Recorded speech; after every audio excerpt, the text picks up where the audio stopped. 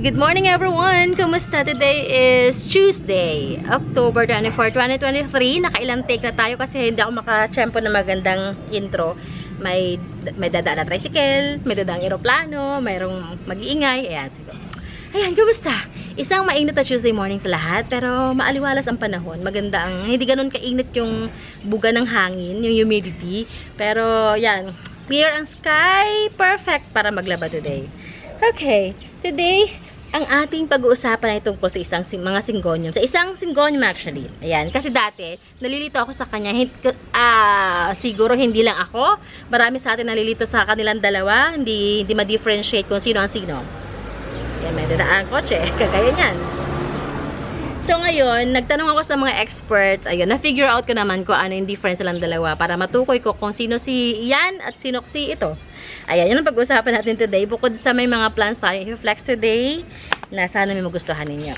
Ang sinasabi ko ay mga syngonium actually. Syngonium na milk confetti na sobrang mahal nito dati, grabe.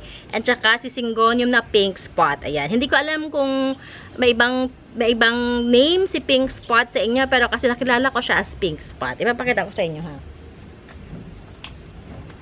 Yan. Ang i-flex natin itong mother ko na confetti. At saka itong si pink spot na papatrail natin. Gagawin ko rin ganito. Yan. This is my mother na confetti. At saka si pink spot. Yan. Ganda, no? Ayan. Tingnan nyo kasi difference silang dalawa.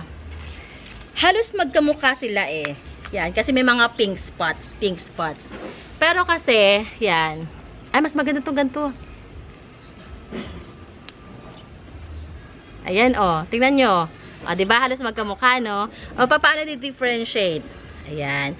Si pink spot, ang kanyang base ng dahon is almost pink. Yan. Halos lahat is, kaya yan, o, nako-cover niya pink. Yan. Sana nakikita niyo? Pink, pink. Si milk confetti, white ang yung kanyang base. Ayan. Kumbaga yung kanyang, yan, kabuuan. May mga dots lang siya ng pink. Ayan. Unlike ni pink spot, na halos pink talaga siya. O, tingnan yung difference. Yan, doon ko na figure out kung sino si pink spot at kung sino si milk confetti. Ayan, sana nakatulong ako sa inyo, no? Kasi minsan napapagkamalan to na si milk confetti. Hindi siya si milk confetti, siya si pink spot. Ayan. Alright. Papatagal ko din yan, katulad ng ginawa ko dito. This is my mother na milk confetti. Ayan. Grabe kalago. Alam niyo kung magkano bili ko dito? 500 to. Binili ko ng 500 na mother. Ano pa lang siya? Ganyan pa lang siya katangkad. Ganito pa lang katangkad. Tas, siguro mga 2 puno lang siya. O ngayon, ganyan na siya katrail. Yan, dyan tayo kukuha ng ating pangbenta. Ganda ng ganda. Ganda talaga pag na-pole nyo. Tignan nyo, binigay niyang dahon, nung na-pole na. Ganda, no? Okay. Another syngonium. Yan. Mag-for sale na tayo.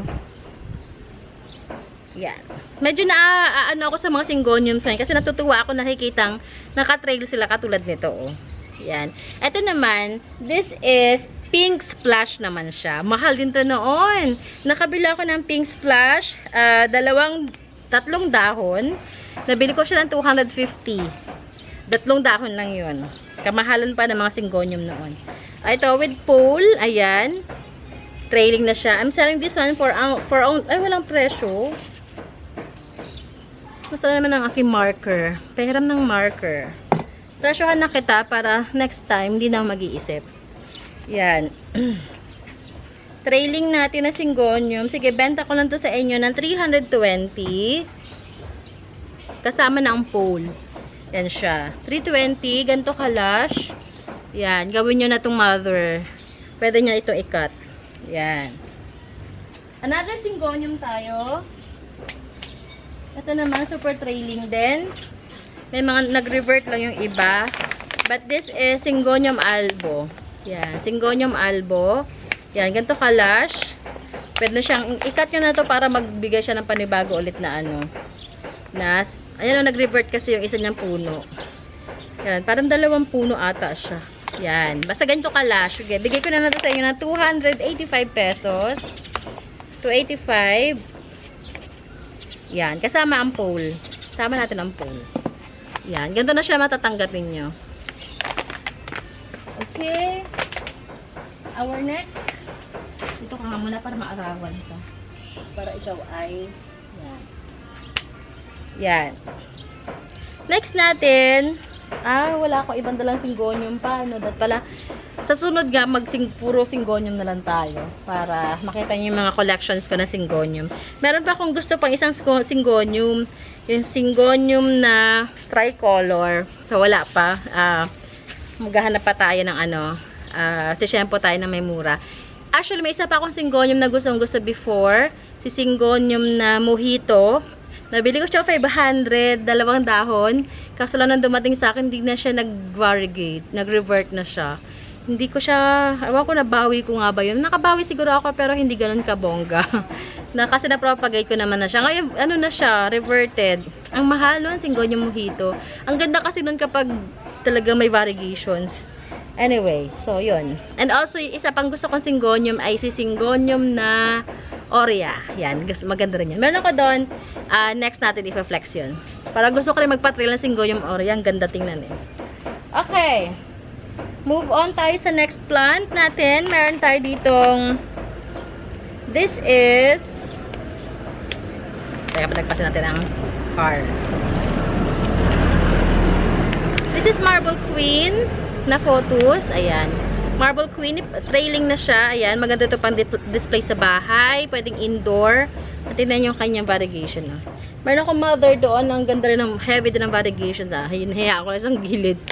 Doon tayo kuha ng mga pangbenta natin. Ito, binibenta ko lang ito na, sige, bigay ko na ito sa inyo na 75 pesos. 75. Ang mahal ito dati. Alam nyo ba yun? Hindi ako makamove on minsan sa halaman. Sobrang mahal dati. Hindi ako makabili-bili. Nakakabili na lang ako kapag nag-slow down na yung kayang presyo. Meron tayo na pabayaan dito na Epi Albo. Ayan napabayaan ko dun sa loob. Yan. Trailing na rin siya. This one, I'm selling it for only 200 na lang. 200 na lang to Epi Albo. Pwede nyo na i-cut para dumami. Meron tayong Epi Sunburst. And Epi Sunburst natin, this is for only 200 din. Sunburst. And Epi Mint. Ang ganda ng variegation na Epi Mint, Epi Mint natin, ayan, kita nyo ba? Epi Mint. Sige, bigyan ko lang din ito ng, sige, 180 na lang itong Epi Mint. Meron tayong mga matured na Epi Mint, pero hindi pa natin maabot. Meron akong gustong kunin doon sa dulo.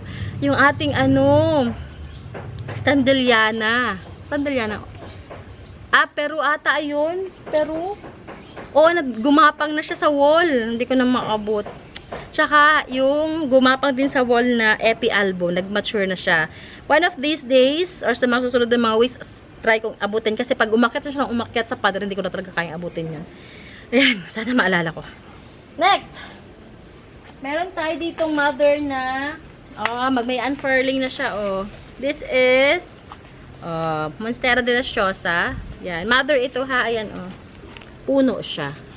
Yan. Ganito. Yan ang kanyang mga dahon. Fenestrated na. This one, I'm selling it for only, bigay ko lang ito sa inyo ng 495 pesos. 495. Ayan siya. Yan. Puno ng Monstera de la Chosa. And, meron pa ba? Ito pala. Ghost natin. Florida Ghost. Ayan ang kanyang dahon, Ganda, Pwede na itong ikat. Yan. Yan si Ghost, Ganda ng dahon, Yan, bigay ko sa inyo ito. Sige, 300. Sige, bigyan lang 320 ito. 320. Hindi ko nga alam kung magkano bili ko dito. Sige, 320 na lang. Go. Pwede na i-top cut. Variegation ba to? Para may, para nag-variegate siya. Tingnan nyo nga. Ayun para may splash siya ng variegations. Ayun may variegation siya, Yan, malay nyo mag-variegate sa inyo dyan. Ng tuluyan. Okay, Fidel Lime. Our Fidel Lime. Ayan, ang ganda. Ayan o, kanyang variegation. Sige, bigay ko lang. 295 na lang to. Fidel Lime 295. Ganito ang kanyang pot. Ang cute. Parang timba. So, yun lang. Ay, ito. Wait lang. Hindi ko, ay, layo kasi. Hindi ko maabot. Ay. Ayan. Okay, natuyo na siya. This is Homa. I forgot the name. Yan, Homa yan. Yan. This one, I'm selling it for only, sige, bigay ko lang ito for 20. Homa, yan. Isa to sa mga rare na Homa. Nakalimutan yung pangalan niya. For 20 lang to. Tingnan ko nga ulit doon sa binilhan ko. Nilipat ko lang siya ng pot. Ay, bakit wala kang dilig? Kawawa ka naman. Yan, diligan kita mamaya. Di ko alam, dito ka muna. So, yun lang muna. Message nyo ako kung meron kayo nagustuhan sa mga Finlex natin today. And if you have any questions pa, kailangan nyo ng mga tips, malay nyo makatulong ako, at sa tingin nyo makakatulong ako, message nyo lang ako. Nasa description box naman natin ating Facebook page link. Andyan din ang ating Instagram. DM nyo ako.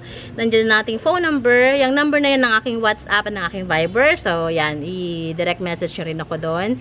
Pwede nyo rin akong tawagan. Okay? So, yun lamang. Maraming salamat. We are located in San Francisco, Binion, Laguna. Payments natin via GCash, Paymaya, Union Bank, BPI, Western Union, and other remittance centers. Also, we accept COD, basta malapit lang po. And yeah, deliveries natin via Lalamove in Tok. We can deliver sa mga nearby provinces like Batangas, Bulacan, Rizal, Metro Manila. Ayan. Okay, so yun lamang. I'll see you guys tomorrow, same time. And yeah, ingat everyone. God bless you all. Bye!